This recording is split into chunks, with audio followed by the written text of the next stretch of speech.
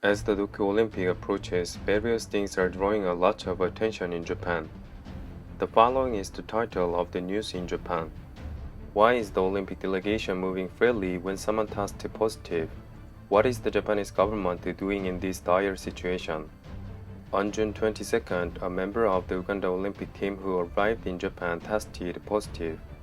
Uganda's athletes entering Japan were already vaccinated, but one of the members was positive after arriving in Japan. Therefore, other players can be seen as at risk and need to take good care of themselves. But the Japanese government's approach to this was incomprehensible. The Japanese government did not impose any sanctions on the 8 athletes who were in close contact with the infected person and even allowed them to move directly to the Osaka training ground. And while people were voicing concern, the next day on the 23rd, it emerged that another athlete from Uganda tested positive. In addition, surprisingly, 2 days later, on June 25, a report from Japan revealed that there were actually more confirmed cases. The Japanese government, which initially only announced the confirmed cases of athletes from Uganda, announced that athletes from other countries had also been infected after media coverage began. It became known that there were also infected players in France, Egypt, Sri Lanka, and Ghana. By June 25, a total of 6 people from the overseas team that had entered Japan were officially infected. However, the bigger problem is the fact that the Uganda player got infected with the Delta mutation virus, which is more contagious and aggressive than the one before. So out of this situation, it could become a bigger problem if more players travel to Japan. Nonetheless, Japan surprisingly allowed alcohol to be sold on the field in this situation. It is difficult to imagine what will happen next if even the sales of alcoholic beverages are allowed in the states, where even safety and quarantine measures in Japan are unstable. But in this situation, the biggest victims are the Japanese students. The Japanese government is currently planning to mobilize a large number of students for the Olympic Games. There are both elementary and middle school students in Japan. Students have to use public transportation at their own expenses to get the Olympic stadium. If they do not take part in the cheering of the game, they are considered absent from school, which can be considered as a de facto forced mobilization. In the 21st century, really incredible things are happening in Japan. Against this backdrop, another claim by the Japanese government has also proven to be lying and thus also endangering the players' safety. The Japanese government has announced that it will perform PCR tests every day, those which nose and mouth will be scratched with the cotton swab.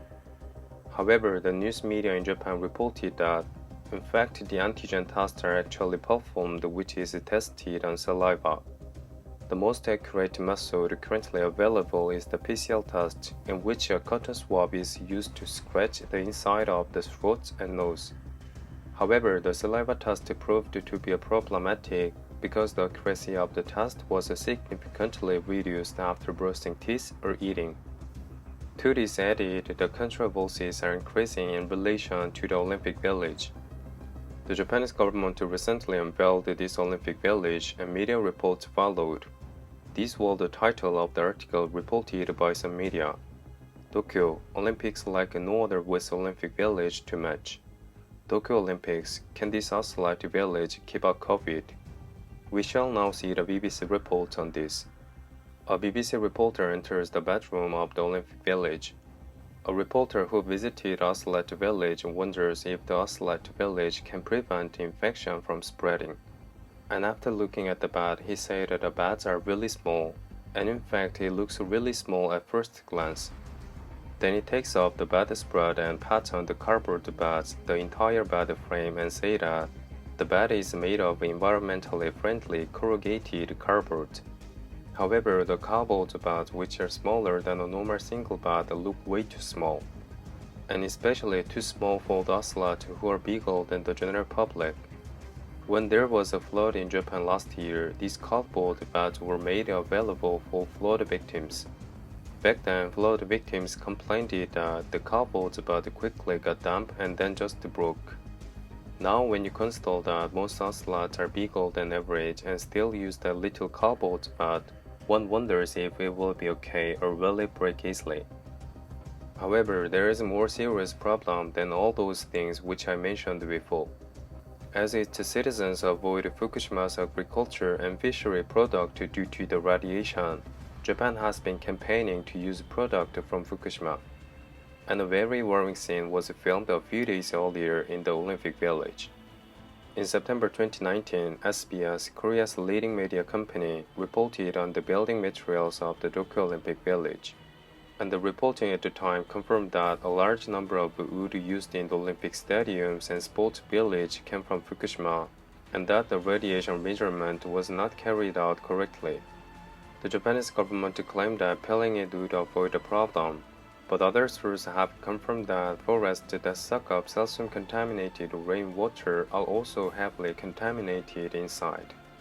And the concentration of cesium that has penetrated deep into the wood has been increasing every year. In addition, there is no cesium standard for construction timber in Japan, and for this reason, Japanese timber imports were banned in Korea in 2018. Then let's take a look at the current situation in 2021. It is an informational post that Fukushima materials were made available at facility in connection with the Tokyo Olympics. However, what's really scary here is that the children are using this wood to make chairs that will be used in the Olympic facilities. In addition, it was known that after the Olympics, these wooden chairs will be sent to every school that participated in the production. This wood was also used in the Olympic Village. The wood shown comes from Fukushima. You can see the Fukushima logo on the wood. Some may say, not all trees in Fukushima were contaminated with radiation, and maybe the Olympic Village was built with those trees that really didn't have any problems. Then I will ask another question. People around the world continue to worry about the massive radiation incident in Fukushima. So in this situation, why should a government use trees from Fukushima and not from elsewhere in Japan? Olympic athletes from around the world are preparing for the biggest and most important day of their lives, and many people are worrying about their safety. What do you think of this video? Your Patreon and YouTube membership support would be really helpful so that I can keep sharing news like this with you. Thanks for watching, comments, likes, and sharing. Be safe.